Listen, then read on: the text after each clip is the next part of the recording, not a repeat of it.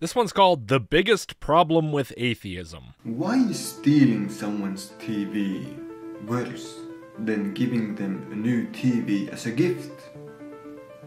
Well, I don't want to assume what your answer is going to be or anything, but man, you're looking real intense about this. This seems to be a real serious issue. Your stern look is making me want to take you serious on this topic. It might seem like a stupid question, and the answer might seem so obvious. But truly, why?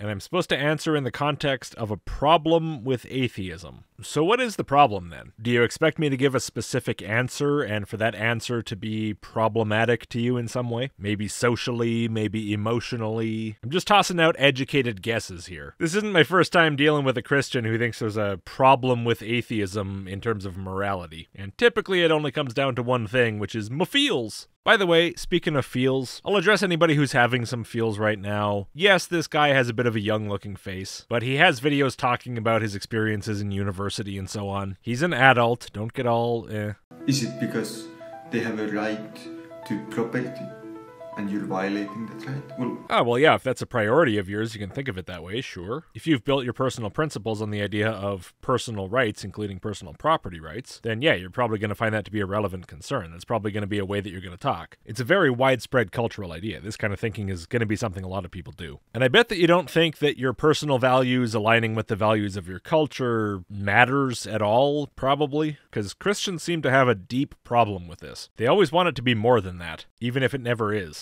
Why should we even have that right? Well, why shouldn't we? If we decide that this is a good and useful and productive way to think about social interaction and about society, is there some reason why that's forbidden? I don't think so. There's also no reason why it's required, but that's not the point. The point is that we've become convinced that this is how we would like to live. And those who are convinced of it will assert their rights, or demand their rights, or argue for their rights, or fight for their rights, or whatever they need to do to have others also acknowledge their rights, or at least submit to their will and behave as if those people have those rights. That's how it works in practice, with or without religion. What else do you expect? Why should we care about someone's rights?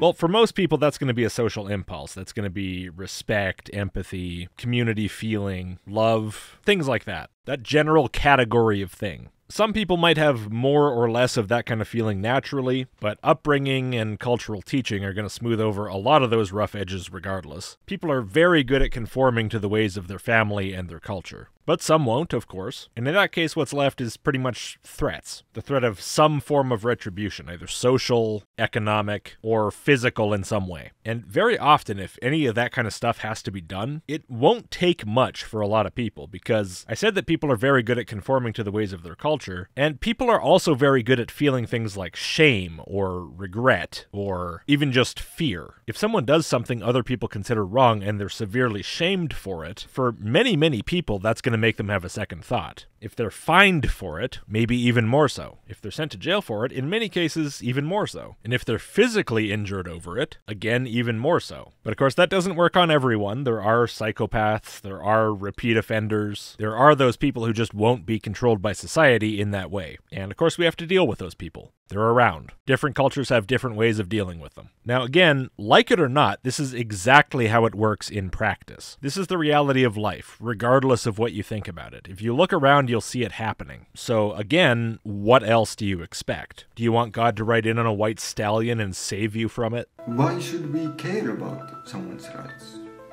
Is it because it causes them harm? At least financial harm?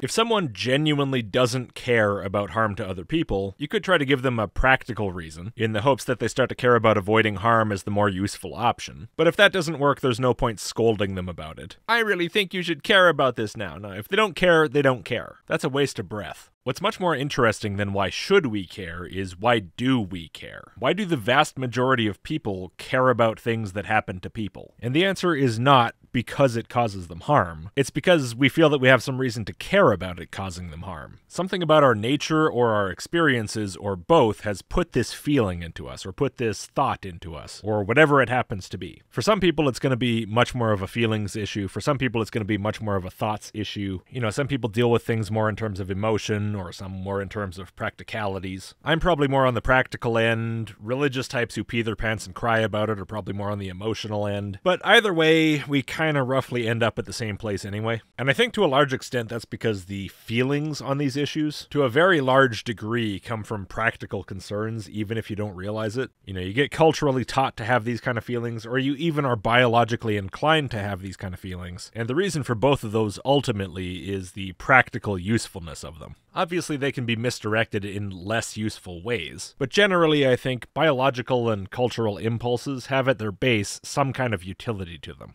Generally. But why should we care that harm is bad? Well, there are actual practical reasons to care about this. Who wants to live in a society where nobody cares about rampant theft? You don't even have to care about anyone else. You could be purely selfish and it still makes sense to care about this. If you tolerate this kind of behavior, it's going to affect you eventually. Why is harm bad?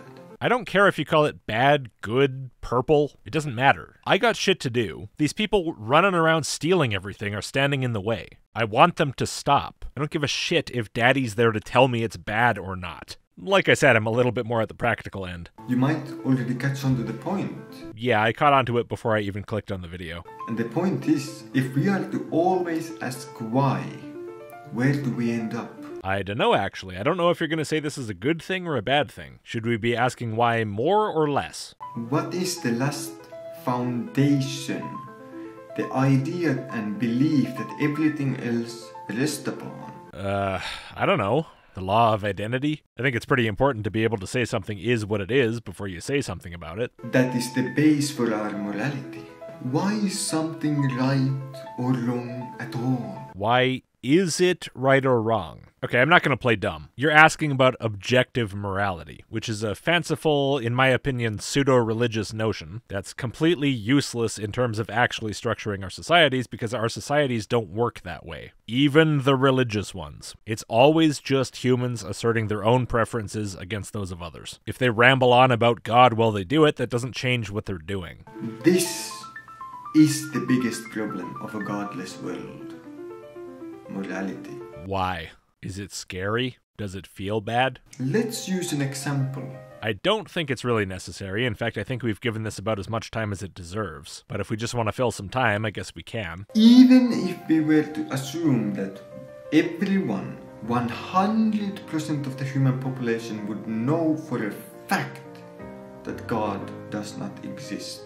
For a fact, absolute fact, every single person would know this. Let's assume that. Can you still point to a reason why they should not believe in God? Why they should not believe in God? According to who? They can do whatever they want. What do I care? Just don't do anything that causes a problem with me, and we're good. Because it's false.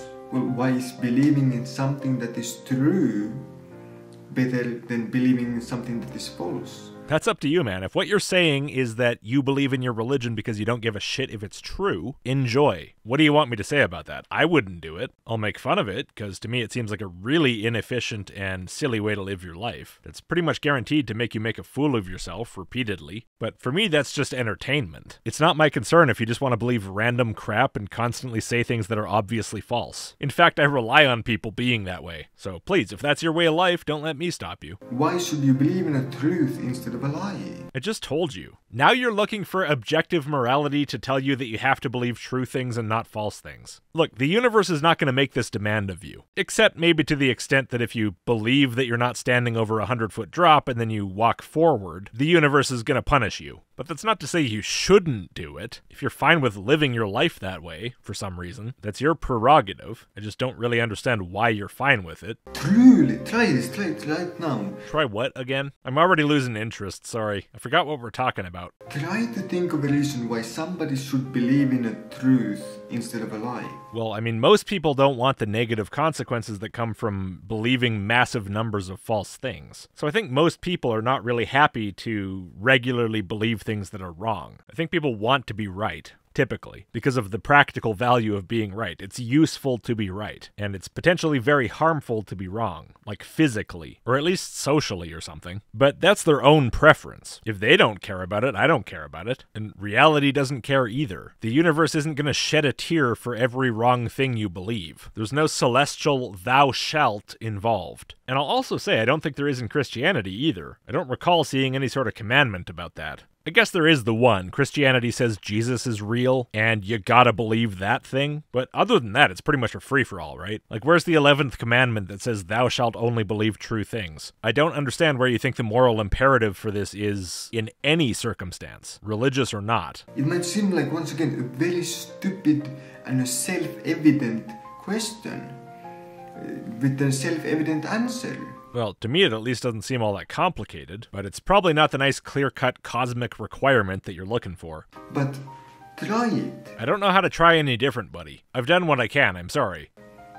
Is it because believing in truth is good? Well, what is good? No, it's not because believing in truth is good. You're thinking about it in these very religious terms. Everything has to be imbued with morality, and everything about that has to come from outside of humanity. I'm not thinking about it in that way, and I guess that's why you have trouble coming up with answers that sound something like what I would think. Is the truth good? Well, that's circular logic. You can't say that you should believe in the truth because that is good, and you should do what is good because that is true. I don't care about any of this. This is all pointless religious babble to me. This might work on some atheists, like fresh out of Christianity, whose worldview is still fundamentally similar to yours, just without the God in it. But for an atheist like me, who has no religious history whatsoever, it just doesn't have any relevance at all. And you can't say that you should believe in the truth because it's correct. I mean, you can say it. That's essentially saying you should believe it's true because it's true. I agree it's circular, but, you know, it can be said. Because, well, why is believing in something that is correct better than believing in something that is not correct? Look, do you have priorities? Are you trying to accomplish something? Does believing something false accomplish it better than believing something true? If so, I guess have at it. If not, do the opposite. You know, I've heard people who will genuinely say, this thing I say I believe, there's no good reason to actually believe it, except that it feels better and I want to. Which, yeah, okay. You clearly have way different priorities than I do, but it's your mind, it's your life. I'm not going to tell you, no, this is morally wrong. The universe has decreed it. In fact, I think I have a lot less problems with people who say they just don't care if it's true, and they're completely open about the fact that it's probably not even true, because they're at least being honest. The ones who act based on their feelings and their desires, but then pretend like it's actually true and backed up by good reasons, they're the ones who annoy me, because they're lying hypocrites, and I personally don't appreciate having to deal with that. You're just changing the word of truth to correct, but you're not changing the question at all. You're not answering the question. Yeah, I got it. So truly try to think of a way. Why should we believe in a truth instead of a lie? And what you'll end up at is that you will always have to do some sort of a philosophical circle. Maybe if you try to answer the question on your terms, but it is possible just to reject the terms of the question. Sometimes the correct answer really is the question is malformed. You cannot find a foundation. You will always have to use circular logic. I'm starting to feel like this is a circular video. We just keep going around and around through the same points. Can we escape the loop sometime soon, please? Don't worry, you're not objectively morally required to do it. I'm just asking nicely. Meaning that you have to say that, well, you should believe in the truth because it's good to be correct. See what I mean? Round and around to the same stuff. And why is it good to be correct? Well, because being correct is the truth. Well, that's once again circular logic. And that's what we're trying to avoid. Why? Why is it good to avoid circular logic? Can you show me in the Bible where it says that you're objectively morally obligated to avoid circular reasoning? Or do you want to avoid it for some other reason? Like maybe that you're trying to figure stuff out and it's unhelpful for that. Nah, you don't do things for practical reasons. That's some atheist shit. So how do we escape this circle? I don't know, I'm starting to feel like we might never. I don't think we're talking about the same circle though. What is the way that we can have a foundation that is unshakable? Couldn't care less. How can we stop this meaningless life and this nihilistic view that there is no meaning, there is no nothing, there is no truth, no right, no wrong, no lies, no reason to do anything. How do we escape it? Wow, that was a massive dump of things that you never mentioned before. Alright, all of a sudden, apparently, you want to stop, let me see, the meaningless life, the nihilistic views that there's no meaning, no nothing, no truth, no right, no wrong, no lies, and no reason to do anything. So just to get this straight, when someone says, I'm an atheist, you think they're actually telling you all this stuff.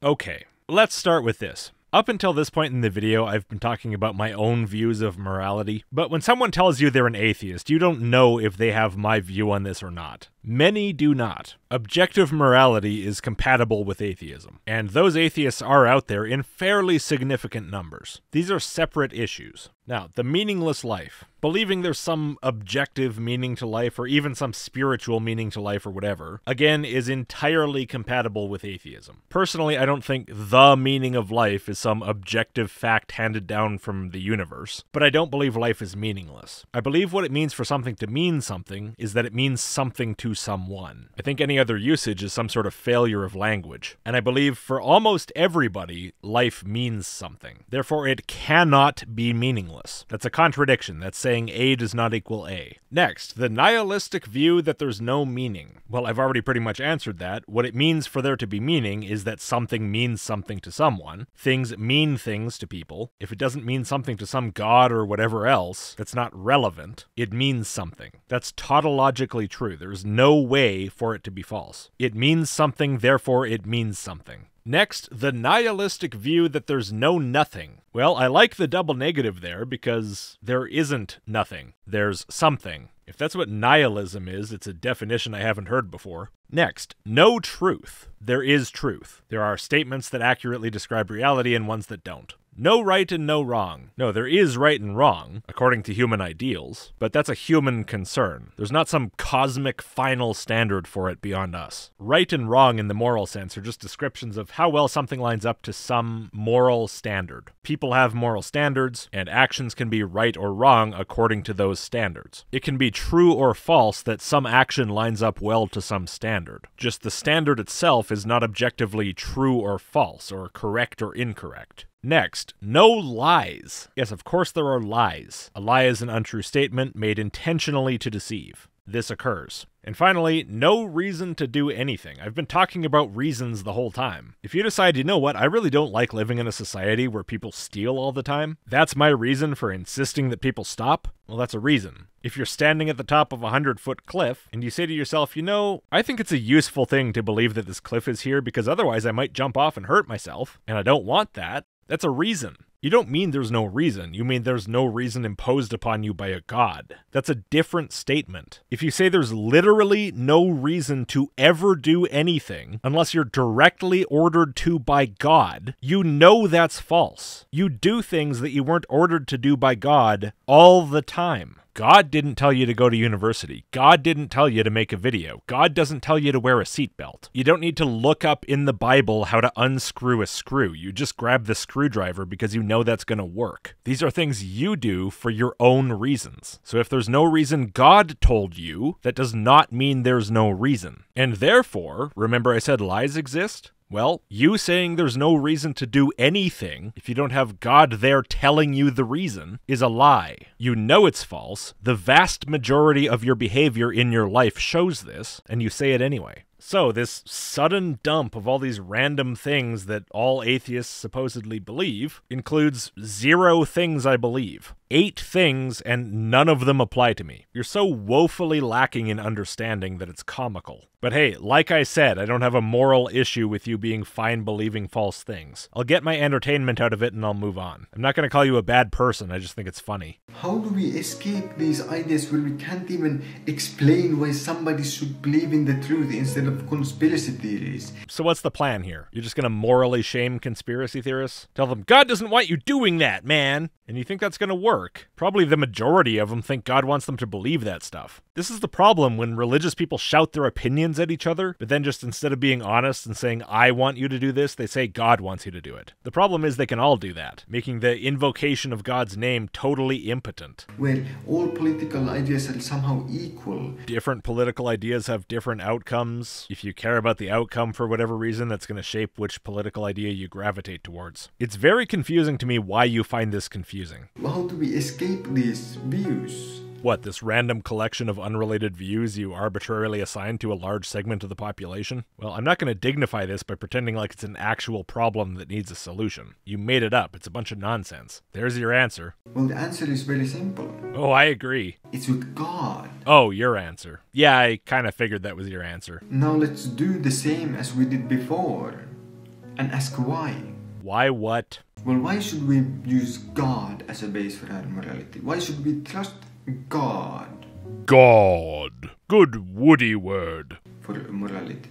I don't know, man. I can't think of any good reasons, sorry. And it's because, by definition, God is omniscient, all-knowing.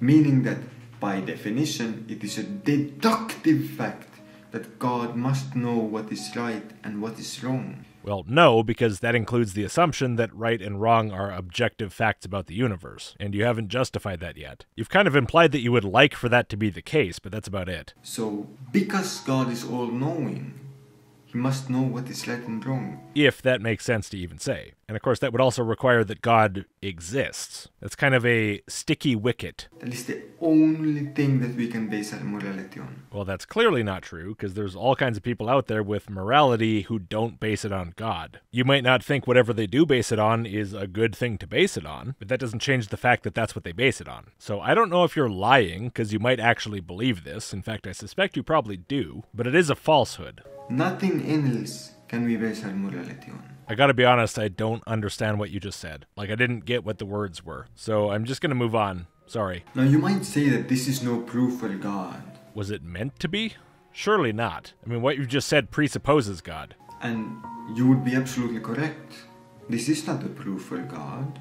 This is not an argument for God. Okay, good. You had me worried there for a second. But the point is that even if there were to be no God, we would need to believe in a God, because otherwise we would have nothing.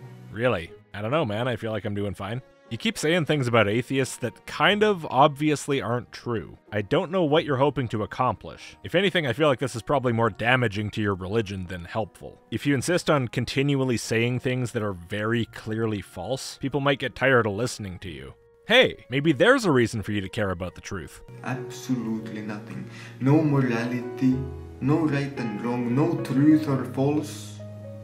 Absolutely nothing. Okay, why? Did you notice that you didn't actually back any of that up in this video? At some point you just randomly out of the blue listed all of these things, and now you're just talking like as if you've demonstrated that that's how it is. I think you might have accidentally skipped some steps. So even if there would not be a God, we would need to believe in a God. Well, like I said, I've never believed in one, and everything's fine. The fear-mongering really isn't doing a lot for me.